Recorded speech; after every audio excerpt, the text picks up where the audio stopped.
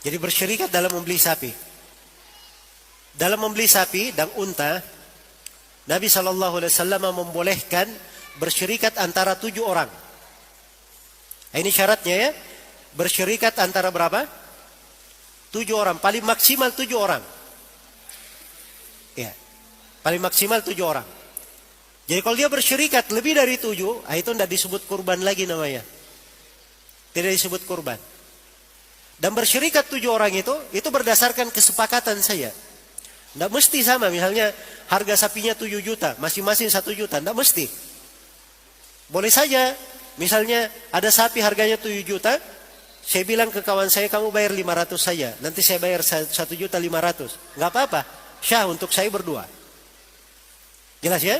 Jadi tidak mesti sama. Yang penting kesepakatan. Namanya bersyarikat. Bersyarikat itu tidak mesti seorang sama modal di dalam. Iya. Tapi yang penting bersyarikatnya tidak boleh lebih 7 orang. Nah, ini yang penting. Nah, ini sering ya kita dapati hari-hari ini di sekolah, anak-anak sekolah dikumpulin uang 5.000. Ya, atau 10.000 tiap anak. Nanti setiap kelas beli kambing. Jadi satu kelas 40 orang, Masya Allah. Jadi 1 ekor kambing bersyarikat 40 orang. Sapi saja yang boleh bersyarikat cuma 7. Ini kambing yang tidak boleh bersyarikat padanya berapa? 40 orang. Jadi kalau ada yang beli kambing begini untuk dia sembelih, maka itu tidak disebut kurban, itu disebut sedekah saja. Disebut sedekah. Dia dapat pahala, tapi pahala sedekah, bukan pahala apa? Pahala kurban. Kalau kurban itu ada ketentuan-ketentuannya. Kalau kambing untuk 1 orang atau 1 orang bersama keluarganya, itu kambing. Sapi, unta juga seperti itu. Boleh 1 orang beli kambing, beli sapi, unta 1 ekor untuk dia dan keluarganya, boleh saja. Tapi kalau sapi dan unta bersyarikat itu hanya maksimal paling banyak 7 orang. Tidak boleh lebih 7 orang. Kalau mau kurang dari 7 tidak apa-apa. 5 orang bersyarikat tidak apa-apa. 2 orang bersyarikat 1 kambing, 1 unta tidak apa-apa. 1 sapi tidak ada masalah. Jelas sampai sini ya? Baik. Jadi dalam haditsnya Rasulullah SAW ketika beliau berkurban, beliau berkata, Allahumma hadha an Muhammadin wa an ali Muhammad. Ya Allah, sesungguhnya kurban ini untuk Nabi Muhammad dan untuk keluarga Nabi Muhammad.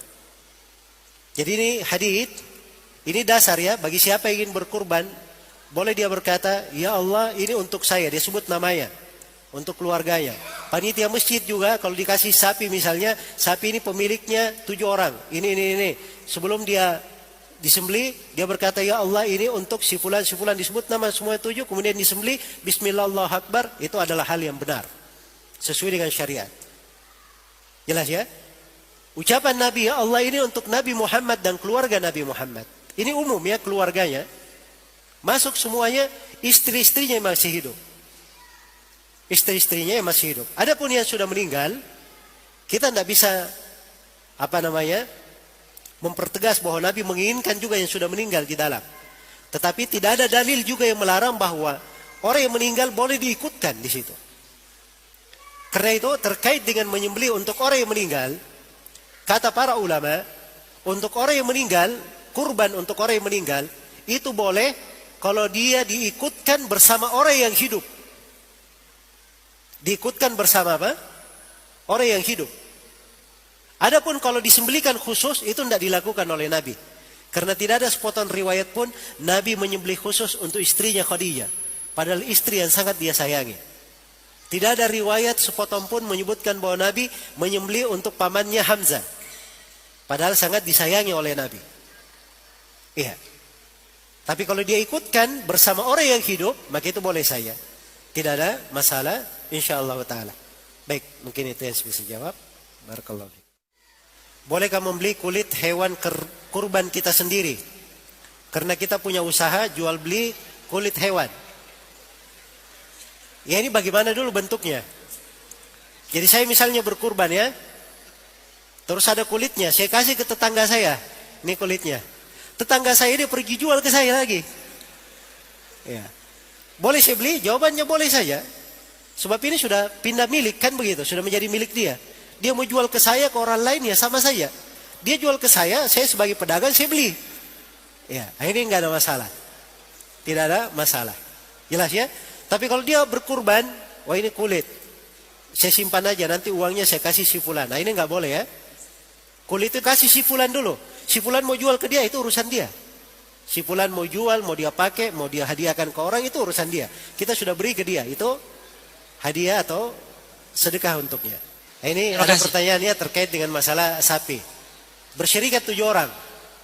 Tapi misalnya 6 orang masih hidup, 1 orang sudah meninggal. Ya ini tidak ada masalah ya. Dari sisi hukum syah saja. Syah saja. Karena kalau dia sembelihkan untuk orang yang sudah meninggal, kita tidak bisa mengatakan bahwa itu tidak syah. Hanya saya katakan itu tidak afdal. Kenapa tidak afdal? Karena Nabi, beliau tidak lakukan itu untuk istrinya Khadijah, untuk pamannya Hamzah dan seterusnya ya, dari keluarganya. Tapi kita tidak boleh katakan bahwa sembelihannya tidak syah. Ya, jelas ya? Lagian ini kan 7 kan? Kalau 1 orang ini tidak beres, itu tidak mengganggu 6 yang lain. Ya, tidak mengganggu 6 yang lain. Karena dosa orang lain tidak ditanggung oleh orang lain, kan begitu. Andai kata terjadi kesalahan, maka itu tidak ada masalah, tidak usah dipermasalahkan. Ya, insyaallah ta'ala. Baik.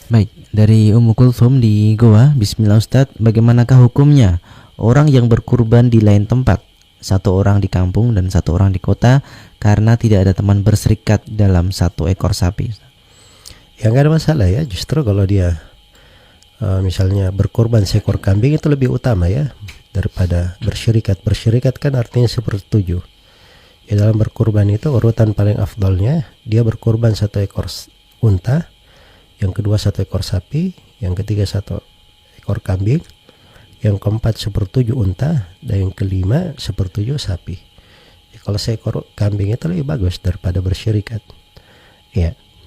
Dan terkait dengan masalah di tempat lain, ini yang kadang perlu diperhatikan. Sebab asalnya berkurban itu, seorang berkurban dengan 3 tujuan itu tadi. Ada yang dia makan, ada yang dia bagikan, dan ada yang dia sedekahkan. Nah jadi ini cocoknya kalau dia lakukan sendiri di tempatnya. Karena memang asalnya kurban ini dikerjakan di tempat masing-masing. Ya tidak diarahkan ke tempat lain, kecuali kalau maslahat yang sangat besar di dalam hal itu.